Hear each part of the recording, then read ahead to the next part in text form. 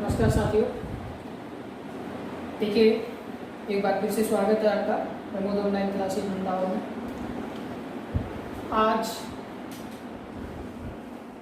का जो टॉपिक है हमारा रीजनिंग से रिलेटेड है, कैलेंडर। चूँकि आपके राजस्थान पुलिस के एग्ज़ाम की डेट भी शायद घोषित कर दी गई है। 6, 7 और 8 नवंबर को आपके एग्ज़ाम है और राजस्थान पुलिस में आपके सिलेबस के अनुसार कैलेंडर जो ये रीजनिंग का है, रीजनिंग का हिस्सा उसमें काफ़ी अहम है।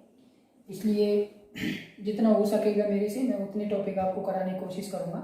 आज मैं आपको सबसे पहले ले रहा हूँ कैलेंडर। मैथ भी आपकी चलती रहेगी, बीच बीच में आपके रीजनिंग के टॉपिक भी रहेंगे जो विशेष रूप से राजस्थान पुलिस की तैयारी कर रहे हैं या दिल्ली पुलिस में भी रीजनिंग का काफ़ी महत्व है। तो कैलेंडर आज हम सबसे पहले टॉपिक ले रहे हैं कैलेंडर। देखिए साथियों, कैलेंडर में आजकल कई क्वेश्चन प्रतियोगी परीक्षाओं में कैलेंडर से संबंधित पूछे जाते हैं और अच्छा टॉपिक है, सीधा भी है, ज़्यादा कठिन नहीं है। ध्यान से आप पढ़ोगे समझोगे तो आपको समझ में भी आएगा।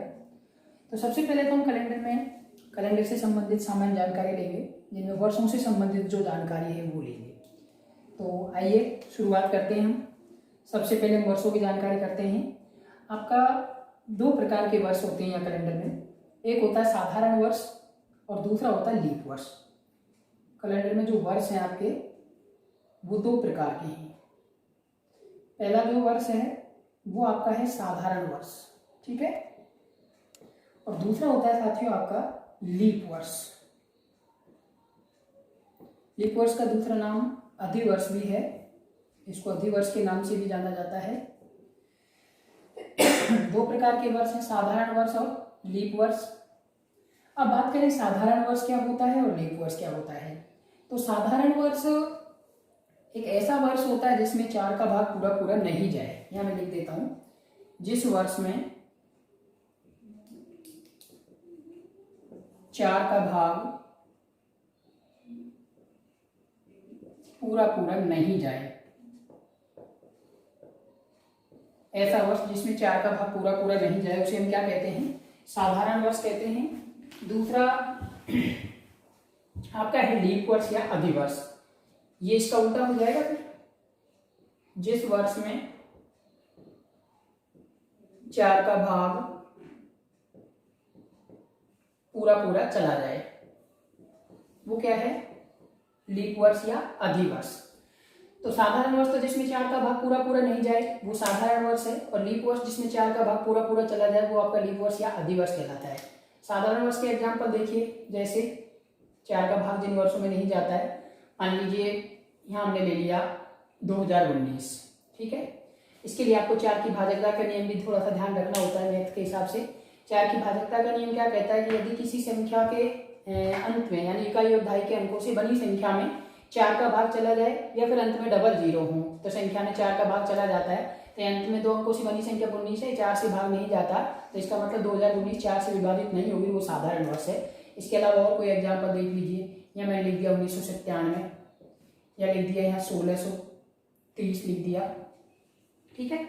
ये आपके साधारण वर्ष के उदाहरण है। लीप वर्ष में जिनमें 4 का भाग पूरा पूरा चला जाए, अभी आपका जो वर्ष चल रहा है वो 2020 चल रहा है, तो ये ले लेते हैं इसका उदाहरण हम 2020। देखिए यहाँ में जो 2 अंकों से बनी संख्या है वो 20 है, और 20 में 4 का भाग जाएगा, इसका मतलब पूरी संख्या में 4 का भाग जाएगा। इसके अतिरिक्त दूसरा एग्जाम्पल ले लिया 1996, ठीक है। अंतिम 2 अंकों से बनी संख्या 96 है और 96 में 4 का भाग 24 चौका 96 होता है, तो इसमें पूरा जाएगा 1996 में 4 का भाग। तो इस तरह के जो वर्ष होते हैं जिनमें 4 का भाग पूरा चला जाए वो आपके लीप वर्ष होते हैं, और जिनमें 4 का भाग पूरा नहीं जाए वो आपके कौन से हैं, साधारण वर्ष। लेकिन इनमें अमूमन जो आपने लीप वर्ष और साधारण वर्ष की जांच की है, कितने का भाग दिया है हमने यहाँ, 4 का। लेकिन इसकी एक शर्त है छोटी सी, वो शर्त क्या है लीप वर्ष और साधारण वर्ष की, कोई भी जो शताब्दी वर्ष होता है, शताब्दी वर्ष। अब ये शताब्दी वर्ष क्या होते हैं, जैसे 800, 1000, 1300, जिनके साथ बोलने में 100 आता है, 1900, 2000, ये तो जो शताब्दी वर्ष होते हैं, शताब्दी वर्ष की लीप या साधारण वर्ष की जांच करने के लिए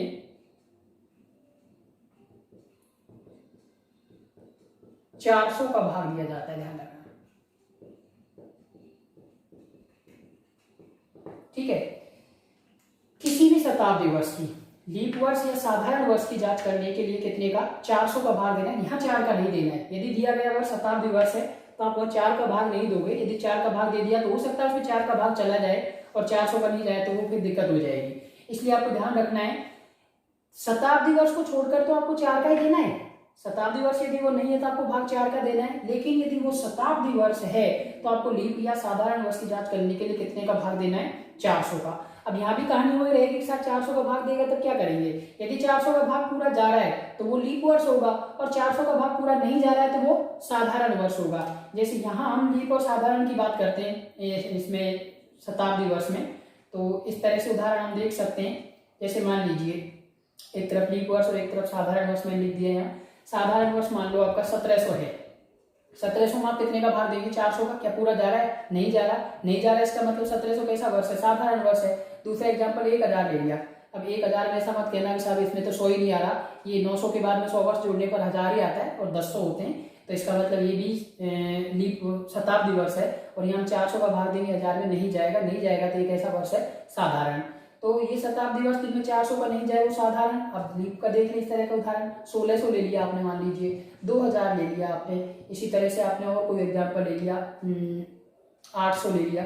तो जिन वर्षों में 400 का पूरा जा रहा है शताब्दी वर्षों में, ऐसा शताब्दी वर्ष जिसमें 400 का भाग पूरा चला जाए, इन तीनों में 400 का पूरा जा रहा है ये लीप वर्ष है। और जिनमें 400 का नहीं जाता है वो शताब्दी वर्ष कैसे होंगे, साधारण। तो साथियों ये तो आपके वर्षों की जानकारी से संबंधित बात हुई। साधारण वर्ष और लीप वर्ष, शताब्दी वर्ष को छोड़ करके भाग देना है आपको 4 का, और यदि वो शताब्दी वर्ष है तो भाग देना है 400 का। भाग पूरा जाएगा तो लीप वर्ष होगा, जिसको अधिवर्ष भी कहते हैं। भाग पूरा नहीं जाएगा तो वो साधारण वर्ष भी होगा।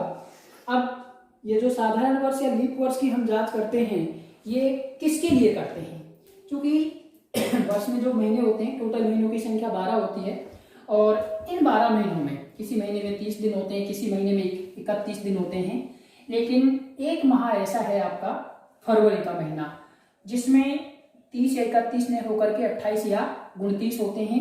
तो उसी फरवरी के लिए सिर्फ आपको फरवरी की वजह से ही ये लीप वर्ष या साधारण वर्ष की जांच करनी होती है, तो इसके लिए आपको 4 का या 400 का भाग देना है। अब हम बात करते हैं लीप वर्ष की कि कैसे आता है लीप वर्ष। एक लीप वर्ष प्रत्येक 4 वर्ष के बाद आता है।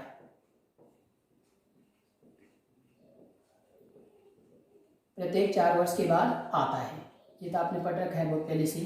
जो लीप वर्ष है वो प्रत्येक 4 वर्ष के बाद में आता है।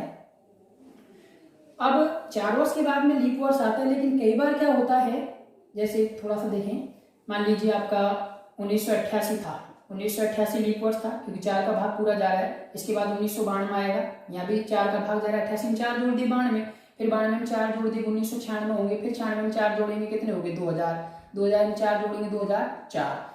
तो यहाँ एक लीप वर्ष प्रत्येक 4 वर्ष के बाद अंतराल पर आ रहा है। लेकिन कई बार क्या होता है, बीच में यदि कोई शताब्दी वर्ष है और वो शताब्दी वर्ष यदि लीप वर्ष नहीं है तो फिर वह 4 की जगह अंतर घट जाता है। अब इस सवाल में देखें यहाँ, जैसे ये चीज जो सामने लिखा हुआ है 1996 में 4 जोड़ने पर 2000 आ रहा है, और 2000 खुद शताब्दी वर्ष है क्योंकि इसमें 400 का भाग पूरा जा रहा है, तो ये तो शताब्दी वर्ष है, तो यहाँ तो 4 वर्ष बाद ही आएगा। लेकिन एक दूसरा एग्जाम्पल यदि हम लेते हैं, मान लीजिए यहाँ मैंने लिख दिया 1692, ठीक है, इसके 92 के बाद में आएगा 1696, 92 तो लीप वर्ष है, 1692 क्योंकि 4 का पूरा जा रहा है, यहाँ 4 जोड़ने पर 96 आ रहा है, यहाँ भी 4 का पूरा जा रहा है। इससे आगामी वर्ष आपका 1700 होगा, 4 यदि हम जोड़ते हैं तो, और 1700 के आगामी वर्ष होगा 1704।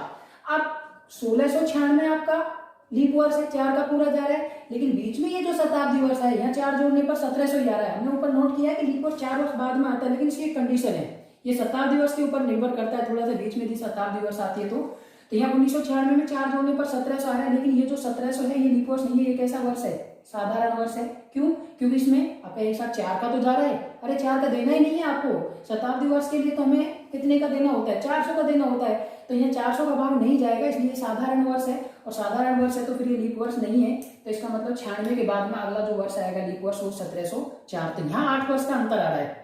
अमूमन जो लीप वर्ष आता है वो 4 वर्ष बाद में आता है, लेकिन शताब्दी वर्ष का आप ध्यान रखोगे कि जो बीच में शताब्दी वर्ष आ रहा है वो खुद कैसा वर्ष है।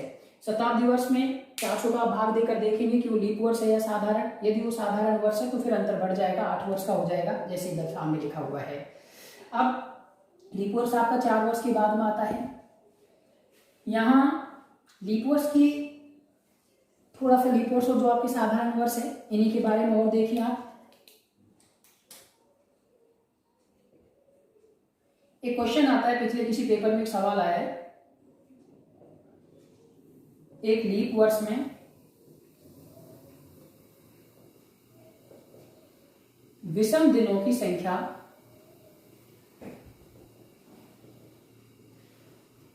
क्या है। ये किसी पेपर में आया क्वेश्चन, एक लीप वर्ष में विषम दिनों की संख्या क्या है। तो लीप वर्ष की विषम दिनों की जो संख्या का ये सवाल है, इसके लिए थोड़ा सा आप एक बार पीछे चलें। लीप वर्ष और साधारण वर्ष हम वापस देखते हैं। आपका जो साधारण वर्ष है, साधारण वर्ष में कुल दिनों की संख्या होती है 365 और लीप वर्ष में कुल दिनों की संख्या होती है साथियों 366। ये तो इतना तो सब जानते ही हैं। साधारण वर्ष में कुल दिनों की संख्या 365 होती है और लीप वर्ष में कुल दिनों की संख्या 366 होती है। यहाँ इसने एक सवाल दिया है कि एक लीप वर्ष में विषम दिनों की संख्या क्या होती है। ये लीप वर्ष की जगह साधारण वर्ष का भी आपसे पूछ सकता है कि एक साधारण वर्ष में विषम दिनों की संख्या कितनी होती है। विषम दिनों की जगह यहाँ दूसरी लाइन में लिख सकता है शेष दिन, शेष दिनों की संख्या क्या होती है। विषम दिन पूछे या शेष दिन पूछे, लीप वर्ष या साधारण वर्ष में, तो जैसे ही आपसे लीप वर्ष या साधारण वर्ष में विषम दिनों की संख्या पूछता है तो उसमें आपको 7 का भाग देना है। क्यों देते हैं? क्योंकि हम जो कुल दिन है उन कुल दिनों में 7 का यदि भाग देते हैं तो जितनी बार भाग पूरा जाएगा वो तो 7 होते हैं और जो शेष बच जाता है वो आपके शेष दिन बच जाते हैं। तो यहाँ विषम दिन की संख्या पूछ रहा है लीप वर्ष में, तो इसके लिए आपको क्या करना है, 366 होते हैं लीप वर्ष में दिन, 366 में 7 का भाग दे लें तो 7 पंजो 35, कितना बचा 1, 1 के पीछे आ गया 6, 16, 16 में 7 दूनी 14, कितने बचे 2। ये जो 2 शेष बचा हुआ है यही आपका क्या होगा, आंसर होगा। यानी कि लीप वर्ष में विषम दिनों की संख्या कितनी होगी, 2 होगी। आंसर फिक्स है इसका। तो लीप वर्ष में विषम दिनों की संख्या 2 होती है। इसी का अगला क्वेश्चन यदि उल्टा पूछ लिया जाए कि साधारण वर्ष में विषम दिनों की संख्या क्या होगी, एक साधारण वर्ष में विषम दिनों की संख्या क्या होगी, आप खुद ही देख लो क्या होगी। इससे एक ही कम करना है आपको। साधारण वर्ष में विषम दिनों की संख्या पूछ रहा है आपसे, कुल साधारण वर्ष में दिन होते हैं 365, इसमें भाग देने 7 का, 7 पंजो 35, बच गए 1, 5, 15, 15 में 7 दूनी 14, कितना शेष बच रहा है 1। तो ये दोनों आंसर फिक्स हैं, सवाल पूछे भी गए हैं पिछले पेपरों में, उत्तर आप ध्यान रखें या हल भी कर ले, कोई बड़ा नहीं है। लीप वर्ष में और साधारण वर्ष में आपको जब भी विषम दिन पूछे, और वैसे भी शेष दिन या विषम दिन निकालने के लिए हमेशा 7 का ही भाग देना है हमें। आगे भी जो सवाल हम पढ़ेंगे, क्योंकि शेष दिनों की संख्या जब भी हमें निकालनी है तो हमें शेष दिन निकालने के लिए 7 का ही भाग देना होता है उन दिनों में। तो यहाँ लीप वर्ष में विषम दिनों की संख्या 2 होती है और साधारण वर्ष में विषम दिनों की संख्या कितनी होती है साथियों, 1 होती है। तो इस तरह से ये आपके लीप वर्ष या साधारण वर्ष में दिनों की संख्या से संबंधित सवाल पूछा है आपसे। अब इन्हीं में हम आगे देखते हैं लीप वर्ष और साधारण वर्षों में ही जो आपके लीप वर्ष या साधारण वर्ष है उनकी शुरुआत हम कैसे काउंटिंग करते हैं, कुल दिनों की संख्या भी आपसे पूछ लेता है। तो एक चीज और थोड़ा सा मैं लिख देता हूं यहाँ, शेष दिन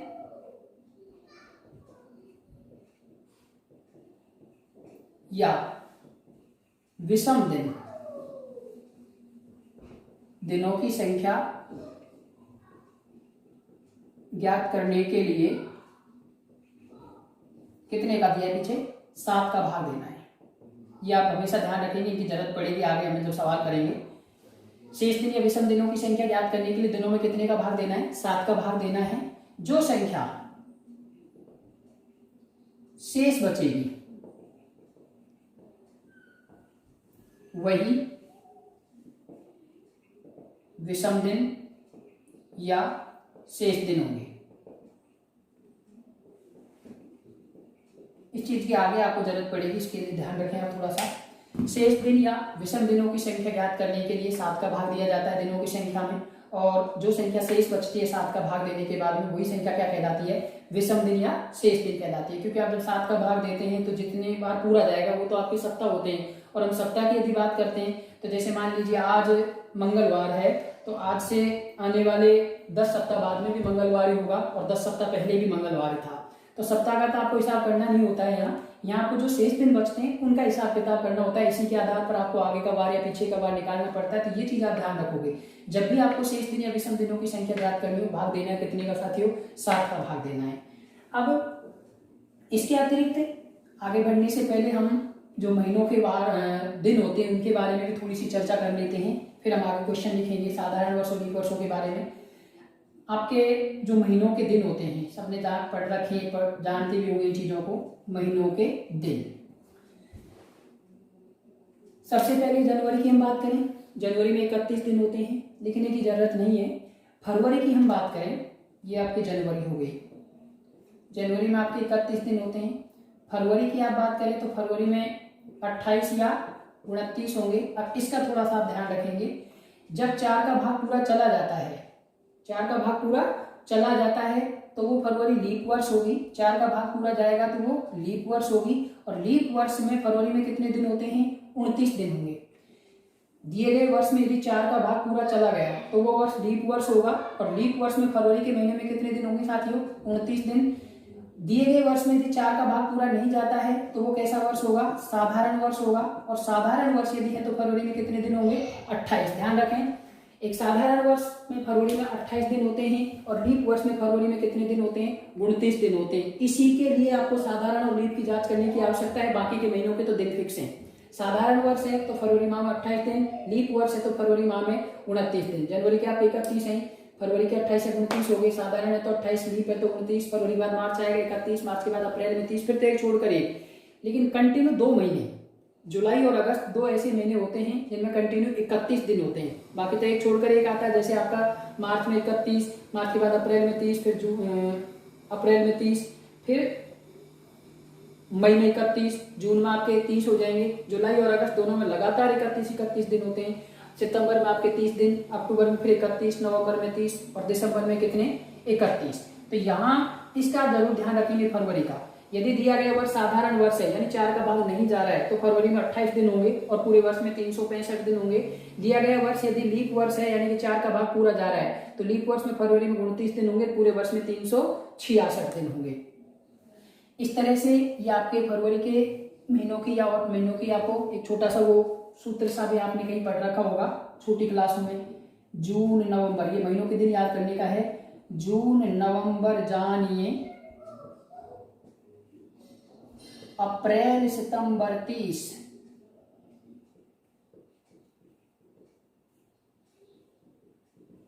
फरवरी 28 या 29 मानिए। ये कबीरदास जी का दुआ है भाई, बाकी सब 31। ये कबीरदास जी का एक छोटा सा दुआ याद रख लें।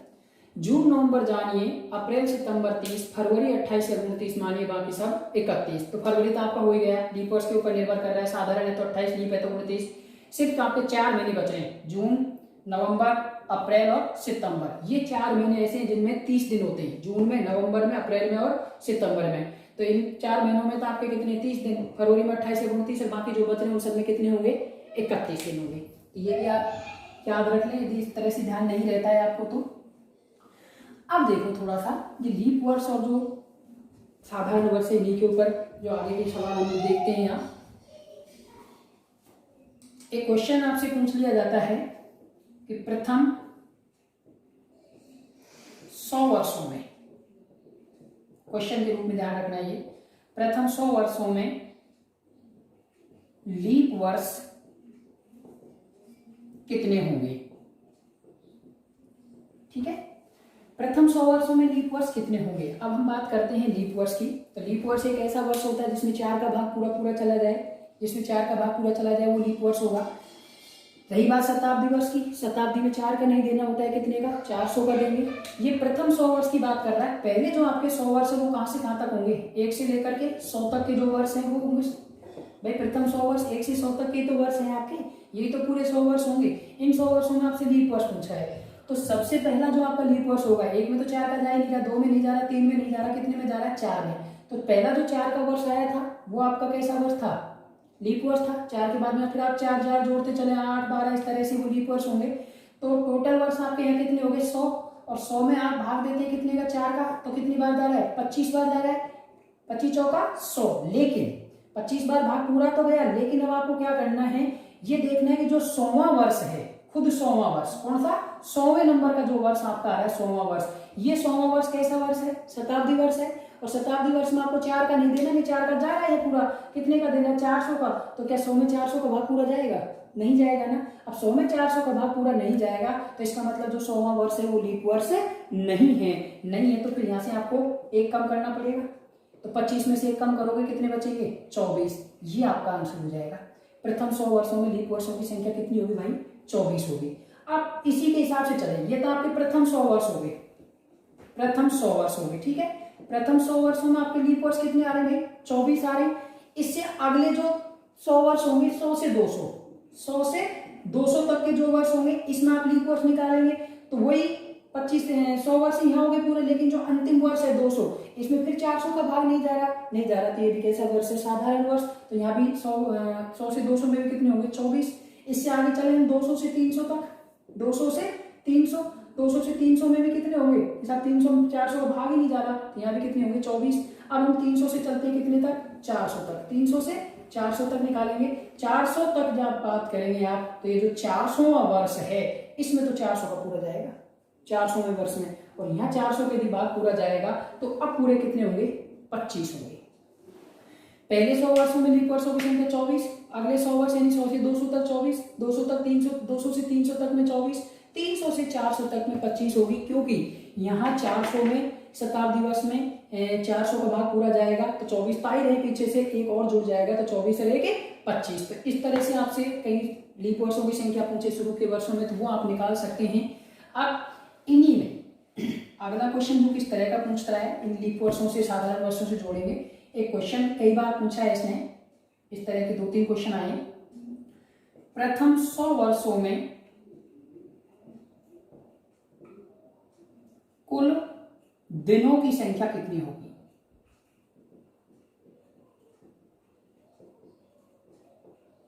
कितनी होती है, ये कई बार आया है क्वेश्चन, ध्यान रखना साथियों, यही सवाल। एक तो 100 वर्षों का प्रथम 100 वर्षों में कुल दिनों की संख्या कितनी होती है। एक तो इसने 100 का पूछा है, एक 400 का, 2-3 उदाहरण आपकी किताब में ऐसे आए पिछले पेपरों में। प्रथम 100 वर्षों में आपसे कुल दिनों की संख्या पूछा है कि 100 वर्षों में कुल दिनों की संख्या कितनी होती है।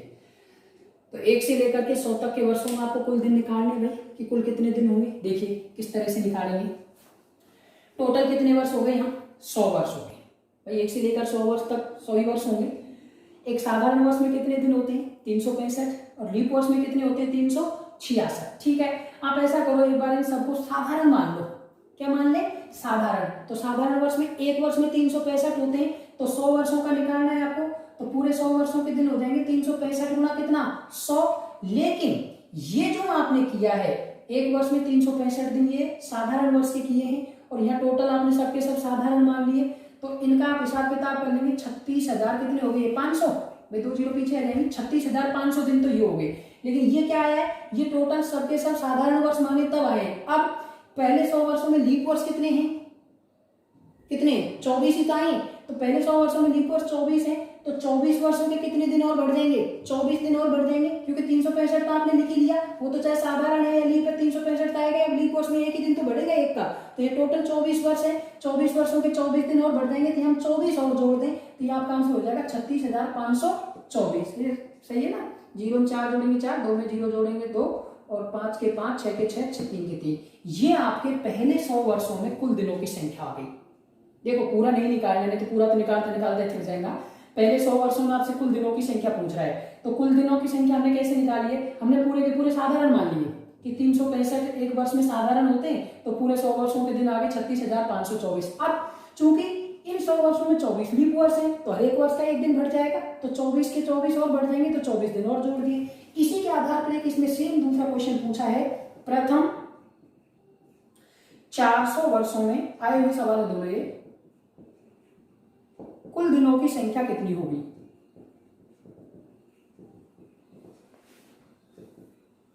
ठीक है, प्रथम 400 वर्षों में कुल दिनों की संख्या कितनी होगी। देखिए साथियों, यहाँ 100 वर्षों की पूछे, यहाँ कितने की पूछे, 400, तो टोटल वर्ष कितने हो गए, 400 हो गए टोटल वर्ष।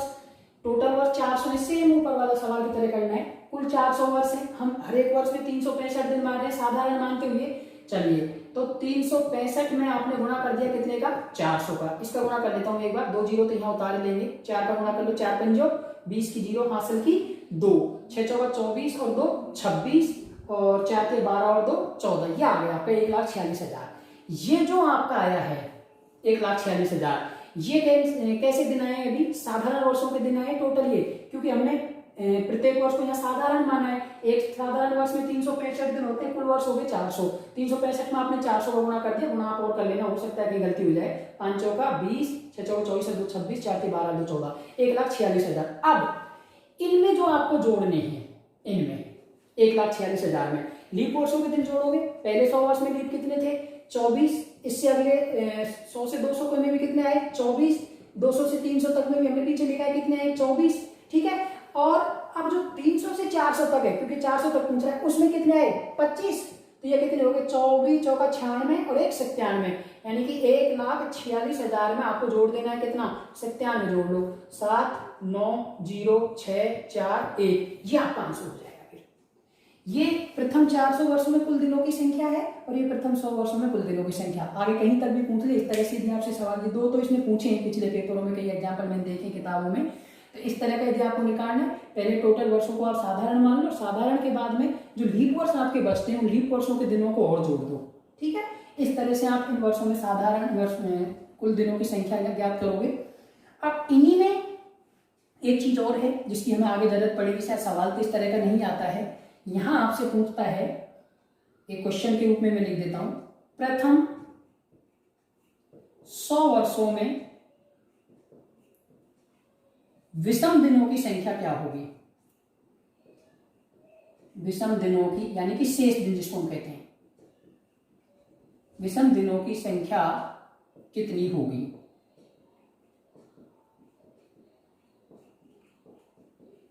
ठीक है, यह सवाल है पहले 100 वर्षों में विषम दिनों की संख्या कितनी होगी। साथियों ये चाहे क्वेश्चन आया या नहीं है, लेकिन जो मैं पढ़ाऊंगा उसमें आपको इनकी जरूरत पड़ेगी और शायद सवाल भी पूछ लिया जाए ऐसा।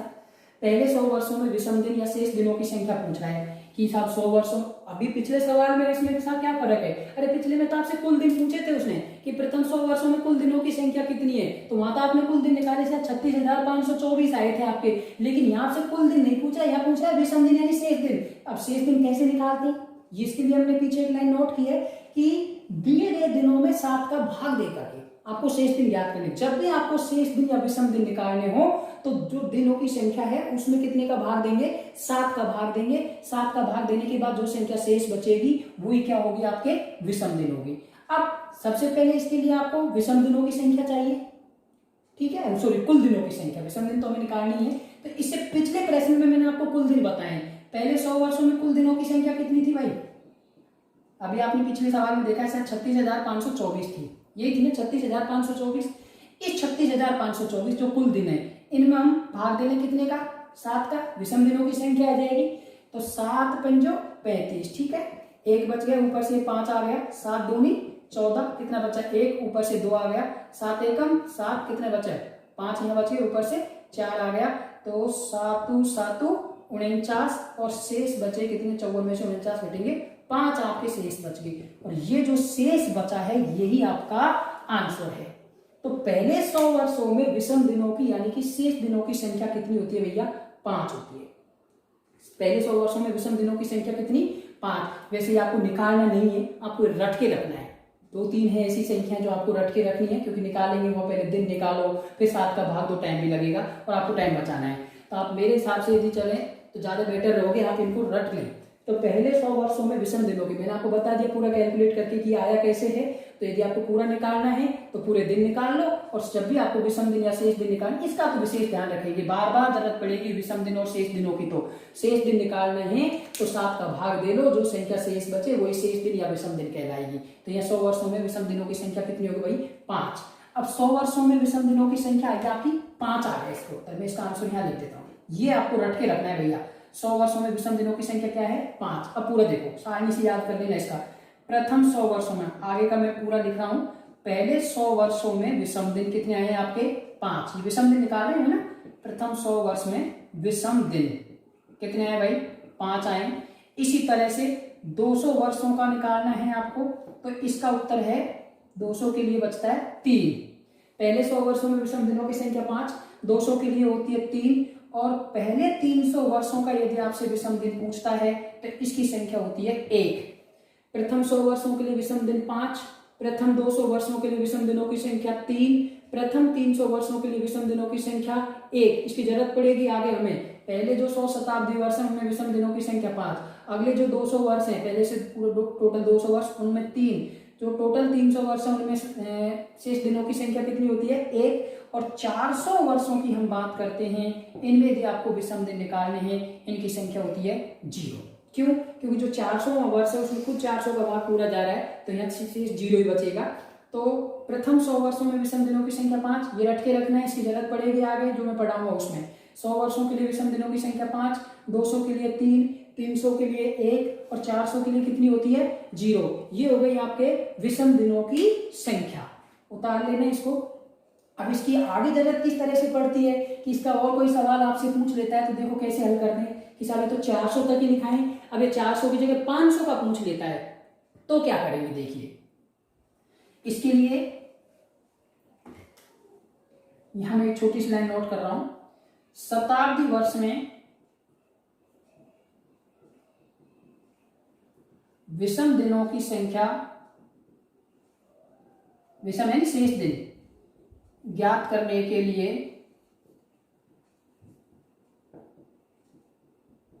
₹400 का भाग देना है। हाँ भाई, शताब्दी वर्ष में विषम दिन या शेष दिन जो आपका चल रहा है इनकी संख्या ज्ञात करने के लिए कितने का भाग देना है 400 का।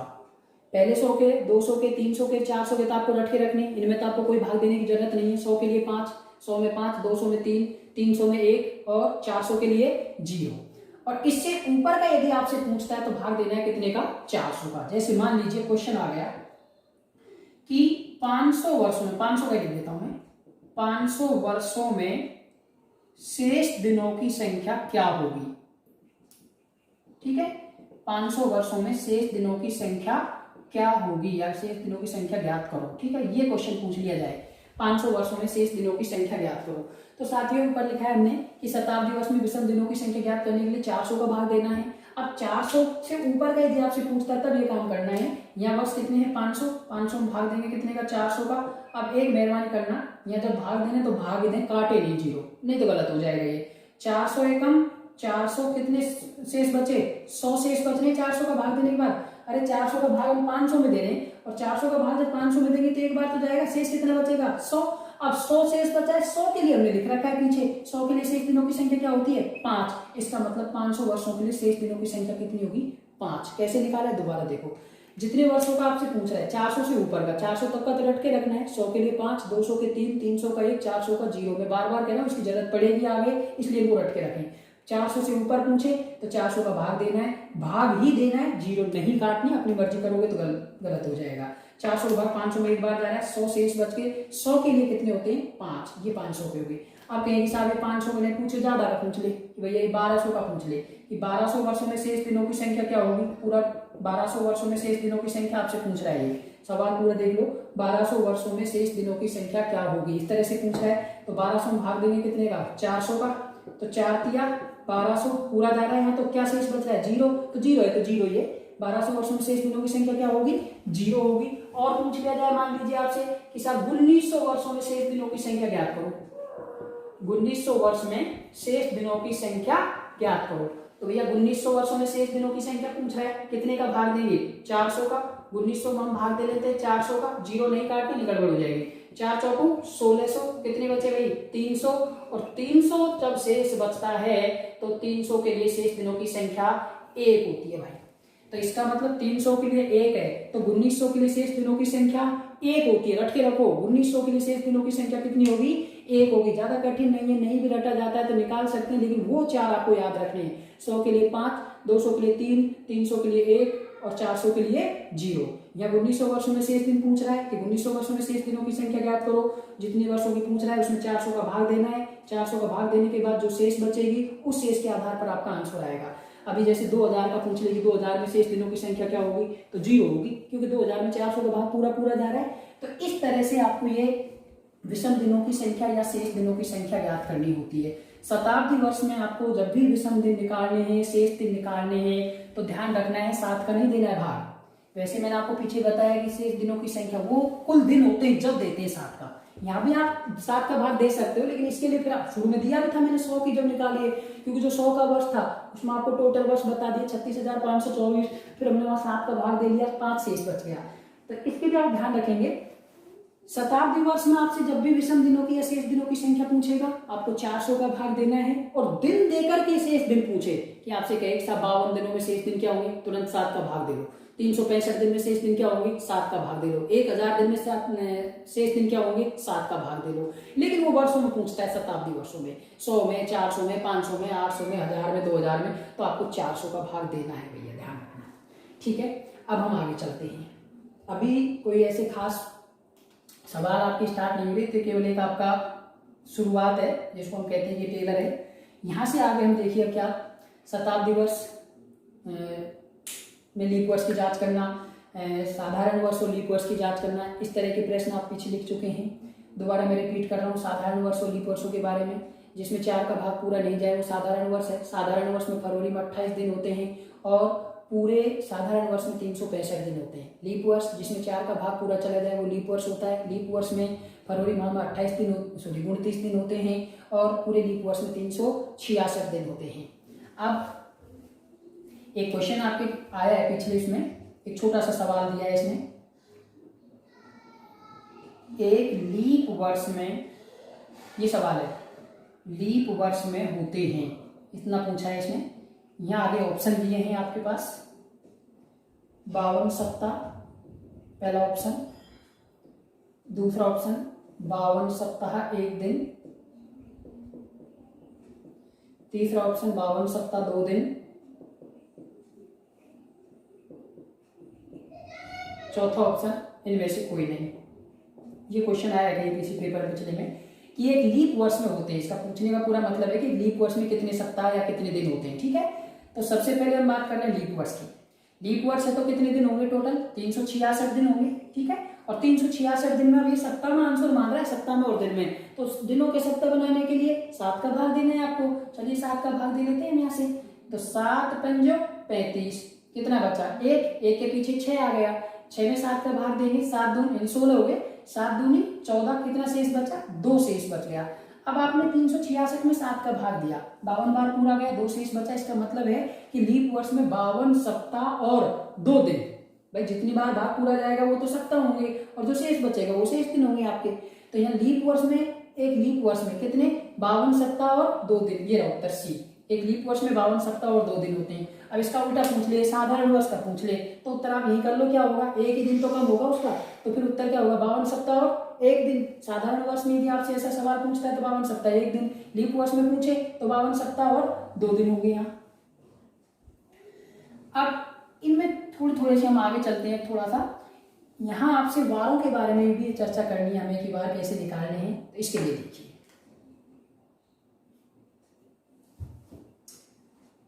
एक साधारण वर्ष, अब हम वार पर चल रहे हैं। एक साधारण वर्ष के पहली तारीख का मतलब है यहाँ साथियों 1 जनवरी, और अंतिम तारीख को हमेशा समान वार होते हैं।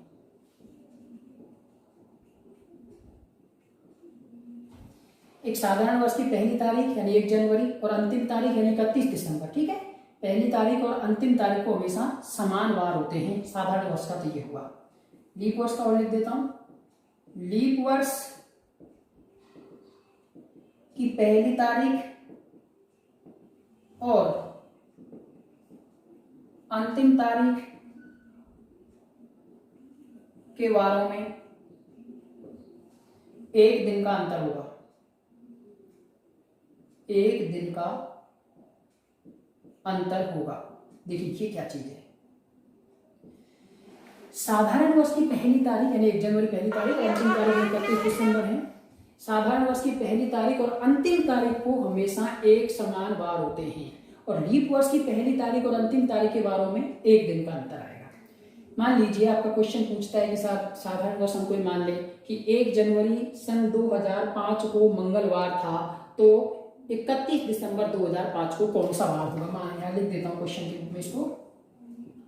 1 जनवरी सन 2005 को मंगलवार था, तो 31 दिसंबर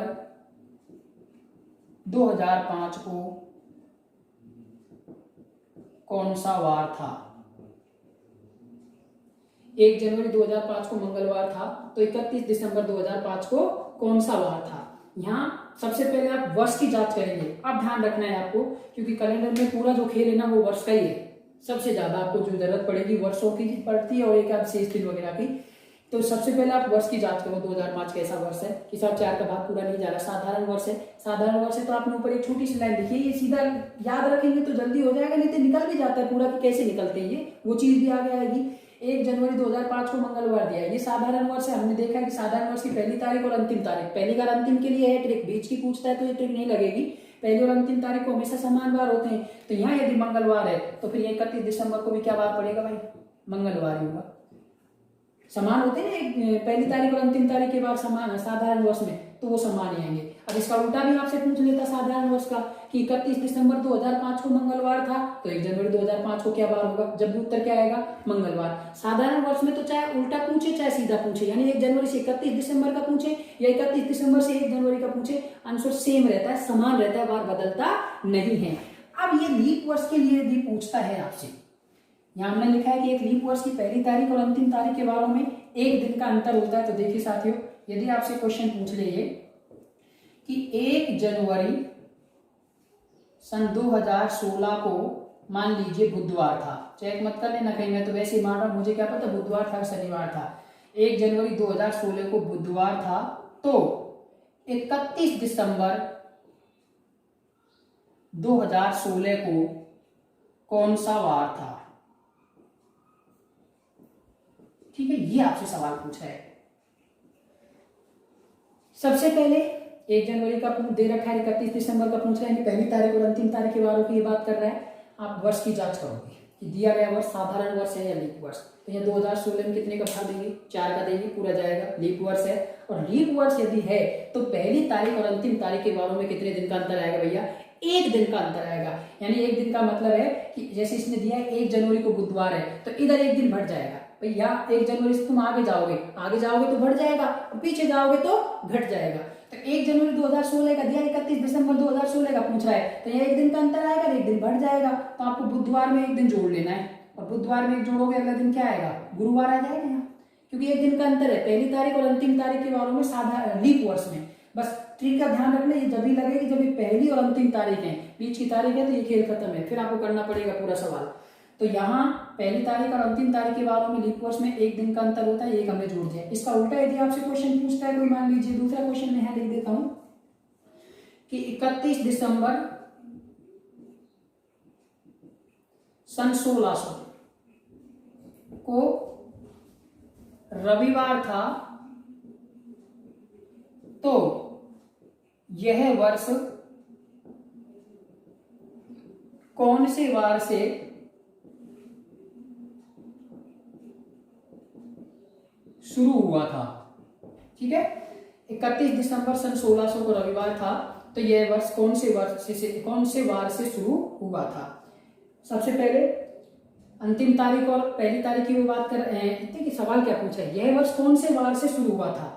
वर्ष शुरू कब होता है, शुरू की तारीख क्या होती है, 1 जनवरी। इसका मतलब जो पूछ रहा है ना वो आपसे 1 जनवरी का पूछ रहा है कि 31 दिसंबर सन 16 को रविवार था 1600 को, तो 1 जनवरी को क्या वार था। अब यहाँ अंतिम तारीख का देखा, पहली तारीख का पूछ रहा है। हम सबसे पहले वर्ष की जांच करेंगे भाई, 1600 की जांच करेंगे। 1600 में कितने का भाग देंगे, 4 का या 400 का। 4 का नहीं देना है, 400 का देना है। मतलब 4 का जा रहा है इससे मतलब नहीं है, लेकिन ये शताब्दी वर्ष है, आपको 400 का भाग देना है, और 400 का पूरा जा रहा है। तो पूरा जा रहा है तो लीप वर्ष है, और लीप वर्ष है तो अंतिम तारीख और पहली तारीख के बारे में कितने दिन का अंतर होता है, एक दिन का अंतर होता है। तो एक दिन का अंतर है तो यहाँ एक घटेगा या जुड़ेगा, क्योंकि इसने 31 दिसंबर का देखा 1 जनवरी का पूछा है, पीछे का पूछ रहा है, पीछे के लिए हमेशा माइनस होता है, आगे के लिए प्लस होता है। तो यहाँ से आप रविवार में से एक दिन माइनस कर दोगे, तो एक दिन माइनस करेंगे तो यहाँ क्या आ जाएगा आपका ये शनिवार। ये आपके पहली तारीख और अंतिम तारीख के संबंधित सवाल है। इनमें आपको एक ट्रिक याद रखनी है, साधारण वर्ष की पहली तारीख और अंतिम तारीख के बार हमेशा एक समान होते हैं, और लीप वर्ष की पहली तारीख और अंतिम तारीख के बारों में एक दिन का अंतर होता है। इसी तरह से आगे हम जो क्वेश्चन करेंगे वो अगले वीडियो में पढ़ेंगे। आज के लिए इतना ही साथियों, तो जो पढ़ा है उसको आप थोड़ा सा गौर से देखें। जो आपको शुरुआत की ना उसका आप जरूर ध्यान देंगे, क्योंकि इन चीज़ों की आगे हमें जरूरत पड़ेगी। बार बार आपको ये बताए भी नहीं जाएंगे कि ये शेष दिन कैसे निकालते हैं, 100 वर्षों में शेष दिन क्या होते हैं, 200 में क्या होते हैं। तो इन चीज़ों का आप जरूर थोड़ा सा ध्यान रखेंगे। सवाल भी इनमें से आए हुए हैं और आगे भी आपको जरूरत पड़ेगी, तो आप इन चीज़ों का थोड़ा सा ध्यान देते हुए अपनी पढ़ाई करेंगे। बाकी अगले वीडियो में आपको आगे कराए जाएंगे। तब तक के लिए नमस्कार, थैंक यू सभी।